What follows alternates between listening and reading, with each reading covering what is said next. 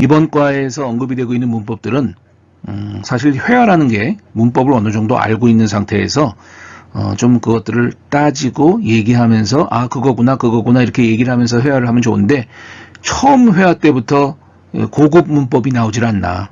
또 막 이게 혼동이 돼서 섞여 있다 보니까 어느 때는 이 처음으로 회화를 가리키는 사람으로서는 또 무조건 외우게 할 수도 없고 조금은 좀 모호해요. 자, 여기에서 나오는 문법들을 어느 정도 한번 간추려 보니까 오늘 인칭에 따른 대명사, 인칭 어미를 사용한 문장들을 이제 여기서 보면 나오게 됐고요. 또 이어로 형태, 여러분 시제의 현재 형태라고 제가 지난번에 잠깐 얘기를 했지만 여러분들이 이미 배우고 계시리라고 저는 생각을 해요. 거기에 인칭 어미, 그 다음에 싸울 형태를 좀 집중해서 우리가 얘기를 하면서 명령형 어미를 배웠고, 또 의문 어미 킴이라는 것이 나왔기 때문에 어떤 학생이 이제 의문사는 뭐고 의문 대명사는 뭐냐고 물어봤는데 같은 거죠. 그래서 원칙적으로는 의문 대명사라고 얘기해야 되죠. 왜냐하면 의문사 자체가 대명사에 들어가니까 줄여서 의문사 그런 거죠. 의문 대명사라고 불러야 되는 것이 정확한 거죠. 그래서 이 의문사들, 언제 어디서 누가 어떻게 왜 하는 그 의문사들을 우리가 쭉 배웠잖아요, 지난 시간에. 그것들을 여러분들이 한번 한번 반복해서 외워볼 수 있으면 좋겠고요. 그 다음에 이제 숫자 1부터 10까지, 0부터 10까지를 좀 외워가지고, 숫자가 나왔는데 터키 사람들은 이 필기체를 할 때 타이프를 칠 때는 뭐 정확하게 이렇게 쓰지만 타이프체가 아닌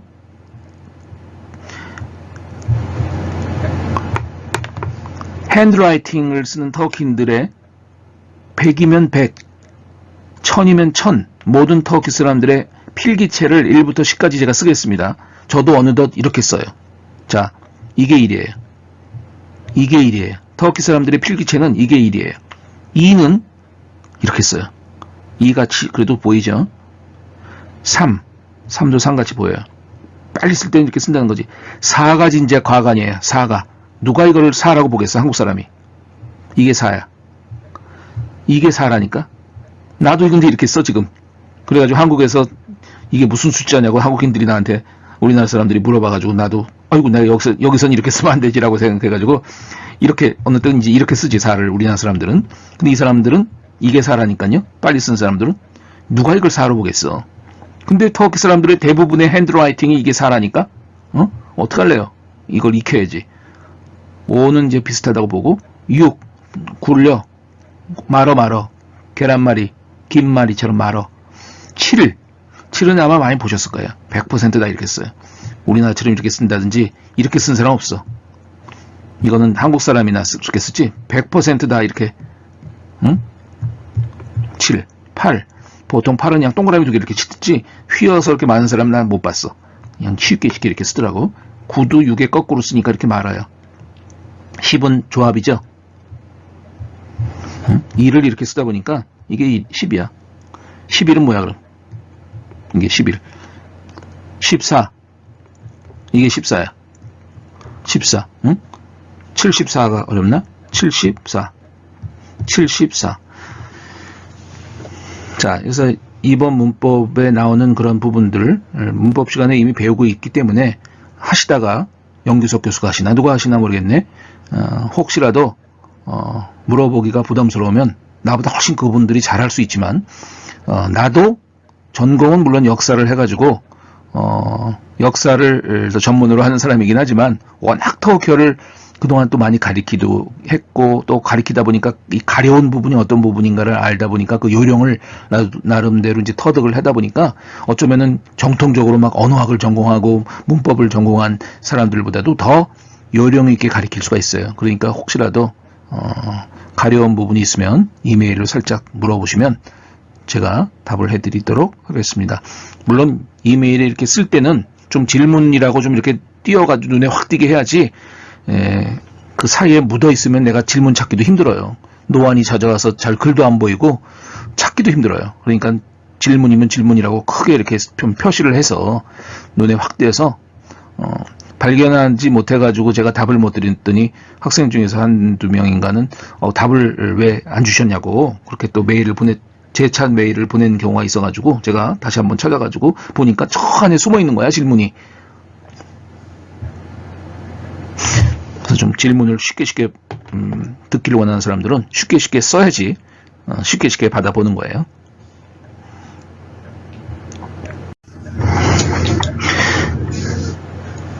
자, 이 26페이지의 연습 문제는 하나 같이 정도 하죠. 같이 해보고 여러분들이 where인지는 제가 명사 중에 하나로서 대표적으로 하나를 적었고 이는 형용사들 중에 하나를 대표적으로 적었다는 의미는 지금부터 인칭 어미를 활용해 가지고 쓰는 문장들은 모든 명사와 모든 형용사가 올 수 있음을 짐작하셔야 됩니다.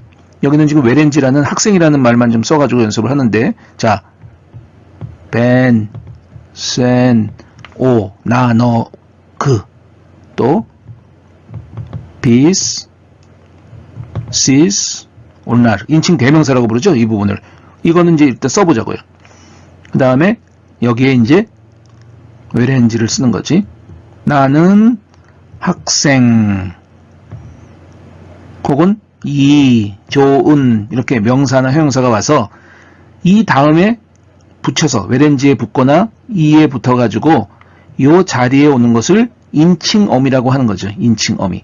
그럴 때 뭘 쓰느냐? 벤일 때 다른 걸 써야 되고 센일 때 뭐 써야 되고 오일 때 비스일 때 시스일 때 온나를 써야 될 때 규칙적으로 정해있죠. 벤으로 있을 때는 임 무조건 임을 써야 돼. where인지와 임이 붙어야 돼. 센일 때는 sin을 써야 돼. 오일 때는 무조건 d를 쓰는데 요즘은 생략을 하죠. 안 쓰기도 한다는 얘기지. 안 쓰면 어떻게 합니까? 생략되어 있는 것이 유일하게 3인칭 단수니까 생략되어 있으면 3인칭이다. is는 무조건 is를 써야 돼. 그리고 마침표를 붙여야 돼. 인칭어미의 특징은 끝나고 문장이 마침표가 반드시 마침표가 있어야 돼요. 문장의 끝이라는 거죠. 요게 특징이에요. 그 다음에 sees일 때는 sin이스의 형태를 붙여야 되고 온날일 때는 d를, 레르인데 d가 생략이 된다면 레르만 바로 붙여서 마침표를 찍어준다는 거지. 자, 이 6가지의 인칭어미가 요 자리에 붙어가지고 그 단어랑 붙어가지고 하나의 큰 문장이 형성이 되는 거예요. 무슨 명사가 오든 간에 무슨 형용사가 오든 간에 요 자리에서 이렇게 인칭어미와 연결이 되면서 문장을 이루는 거지. 나는 학생입니다. 너는 학생이다. 그는 학생이다. 우리는 학생이다. 너희들은 학생이다. 그들은 학생이다가 되는 거예요. 그리고 이 인칭어미로 말미암아 인칭어미가 나는 뭐뭇이다. 너는 뭐뭇이다. 그는 뭐뭇이다. 우리는 너희는 그들이라는 뜻이 이미 이 안에 있기 때문에 인칭 대명사는 써도 되고 안 써도 해석하는 데는 전혀 지장이 없다. 물론 이렇게 어미를 붙이는 과정 속에서 두 가지를 항상 제가 생각하라고 그랬죠. 문법에서. 두 가지가 뭐예요? 첫 번째는 뭐예요? 모음 충돌이 되고 있냐를 보라는 거야. 모음 충돌이. 두 번째는 뭐예요? 모음 조화가 되고 있느냐. 하나가 더 있니? 이제는 자음 조화를 배웠기 때문에 자음 조화까지도 돼야 돼. 양 모음 사이에서 무성음 태가 대로 변하고 무성음 체가 제로 변한다든지 이렇게 양 모음 사이에서 변화형이 붙을 때는 이런 변화형들이 변하는 것을 자음 조화라고 그러죠. 그래서 이 부분도 알고 있어야죠. 자음 조화냐, 모음 조화냐 이런 부분들을 생각을 해야 돼요.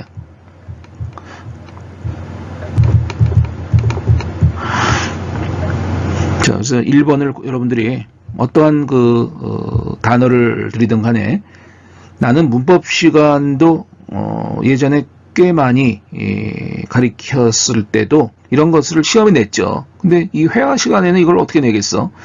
그래서 이번에 그 회화 시험도 내 마음은 일일이 한 명씩 이렇게 불러가지고 구술 시험을 보는 것이 원칙적이지만 30명이 넘는 사람들을 이 한 사람당 5분, 10분씩 그 시험 시간에 불러가지고 개인적으로 회화 시험을 보기가 어렵더라고요. 그래가지고 이제 기말 시험도 결국은 페이퍼로 해서 필기 시험을 볼 수밖에 없지만 바로 이런 그 문법도 회화의 사실은 연장선이죠. 문법과 이 회화가 동떨어져 있는 언어가 있는가 하면 터키어는 이 문법과 회화가 굉장히 유사하고 일치합니다. 즉 문법에서 배운 내용들이 회화에서 그대로 응용이 될 수 있다는 것이 터키어의 특징이라고 저는 생각해요. 그래서 이 문법을 잘 익혀둔다는 것은 회화에 바로바로 응용을 할 수 있다는 이점이 있어요. 그러므로 필기 시험을 기말 시험 때 볼 때도 이러한 그 문법들을 중심으로 회화를 할 수 있냐 없느냐를 보는 것으로 출제하지 않을까라는 생각을 해봐요. 몰라요. 아직 내 생각만 하고 있는데 요즘은 건망증이 심해서 이 생각들을 기억이 안 나는 거야. 그래서 이제 요즘은 기억을 하기 위해서 내가 가장 많이 하고 있는 게 적는 거죠. 계속 적는 거야. 그래서 내 좌우명이 적어야 산다 해서 제가 적자생존이란 말이 제 좌우명이 어느덧 돼버렸어요. 적자생존. 근데 적자생존이 그 말이 아니더라고. 우스갯소리를 한 얘기고 다 적어놨는데 막상 기억해내려고 그 적은 데를 어디다 적었나 찾으려고 하니까 어디다 적었는지를 또 못 찾아. 아이고, 젊을 때는 훨씬 더 이 기억력이 대단했는데 자꾸 이게 나이가 정말 들어서 기억력이 감퇴되는 걸까요? 모르겠어요. 이번 연습 문제는 제가 시간이 지금 어떻게 가고 있는지조차를 잘 모르고 이렇게 한참 녹화를 해놓고 보면은 어느 때는 2시간이 넘을 때도 있어서 막 자를 때도 있고요. 잘 조정이 잘 안 되더라고요. 아무튼 뭐 지금 26페이지의 연습 문제를 하고 있는데 요 다음 슬라이드로 이번 시간을 마칠까 합니다. 이번 연습 문제는 동사의 현재 시제 어미 이요를 가지고 문장을 만들어 보라고 하는 주문인데 역시 이 애뜨맥을 가지고 한번 해볼까요? 아니 야프막을 가지고 해봅시다. 야프막이 더 무난할 것 같아요. 야프막은 하다라는 그 뜻이에요. 하다. 영어의 to do란 말이야. 하다.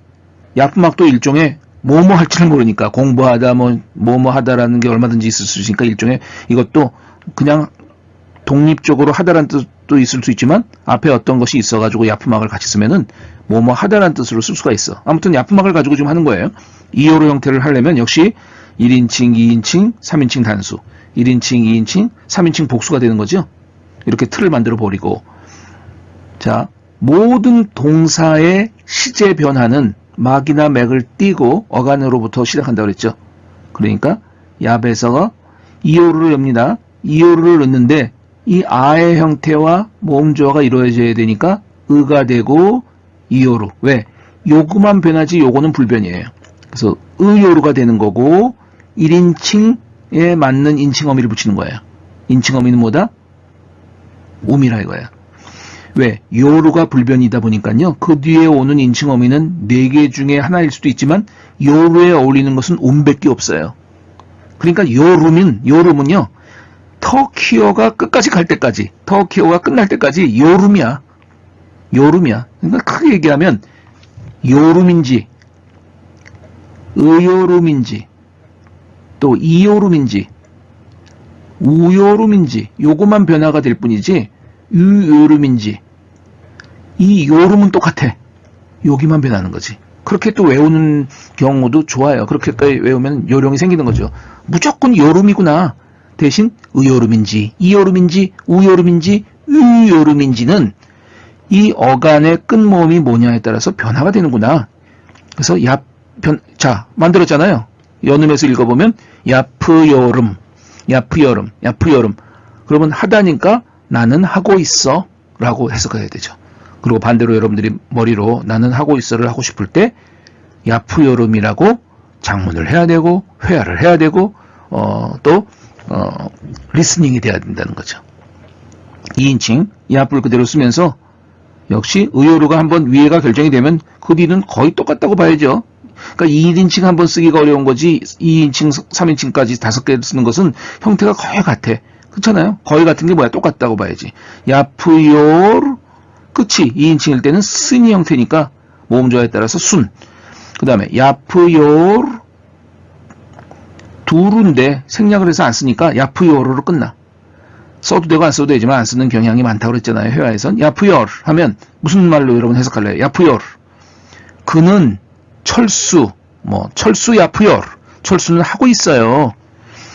우리는 하고 있어요. 비스 1인칭 복수니까 비스 야프요 인칭어미 우스 비스 야프요르스 비스 야프요르스 siz yapıyorsunuz. Onlar yapıyor. D를 생략하니까 바로 붙입니다. lar. yapıyorlar. yapıyorlar. 이래서 따라해보세요. 야프막을 가지고 지금 이오르 형태와 연결시켜서 해봅니다. 모든 동사가 마찬가지야. 여기만 변하는 거지. 해보세요. yapıyorum. yapıyorsun. yapıyor. yapıyoruz. yapıyorsunuz. yapıyorlar. 그래서 내가 회화에서 만약에 시험 본다면 동사 어간을 주고 동사 원형을 딱 주고 이오르 형태로 6가지를 만들어 보십시오라고 주문을 할 수 있겠어. 난 그렇게 문제를 한번 내고 싶어요. 학생들이 여러분들도 한번 지금 시험이라고 생각해가지고 내가 어떠한 동사를 아무거나 하나 줬어. 예를 들면은 미안합니다. 오투르막이라는 이 안따라는 동사를 줬어요. 내가 일부러. 이 오투르막을 여러분에게 줬을 때 여러분은 이 오투르막을 가지고 6개의 형태를 지금 만들어 보라는 거야. 이게 시험이라고 생각하면 한번 만들어 볼래요? 오투르막을 딱 줬어. 야프요름이 된 것처럼, 야프요름이 된 것처럼 오투르막의 형태를 갖고 6개를 만들어 보란 말이야. 근데 회화는요, 쓰면 안 좋아요. 머리로라도 입으로 하는 것이 좋아. 머리로 그려보고 입으로 말한다. 그래서 자, 해볼까요? 나는 또 선생이니까 쓸게요, 그냥. 오투르라는 매기나막을 띄워버리고 오투르요름. 오투르, 요까지 똑같죠? 오투르요르순. 3인칭 안 쓰죠? 오투르요르. 오투르요르스. 오투르요르수누스. 마지막 여기 형태 뭐예요? 오투르요르 랄. 그러니까 무슨 동사를 주든 간에 여기 부분만 변화를 시키면서 이 형태를 결부를 시킬 수 있어야 된다는 거예요. 그럼 무슨 뜻이 된다고?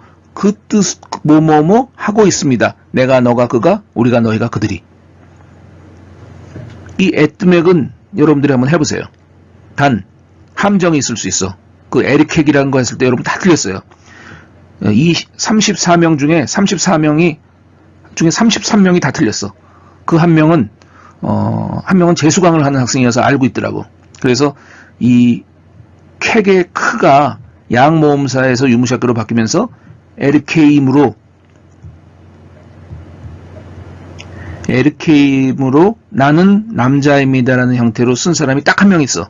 나머지 학생들은 다 유무샷계를 K로 바꾸질 않고 K를 유무샷계로 바꾸질 않고 그냥 K를 그대로 썼어. 에르케킴이라고 하는 데는 터키 문법이 아니라는 거죠. 왜? 양모음사에서 카는 유무샷계로 바뀐다는 자음조화 법칙이 있다고 그랬잖아요. 그러니까 에르케임이라고 하면 안 돼. 에르케임이라고 해야지 에르케킴이라고 다 썼더라고 그렇게. 그래서 일일이 다 그것을 제가 지적을 친절하게 지적하는 것은 좋지는 않은 건지만 친절하게 알려드렸죠. 여러분 애뜨맥도 그 형태예요. 잘 구별해서 한번 이오르 형태로 만들어서 해보시기 바랍니다.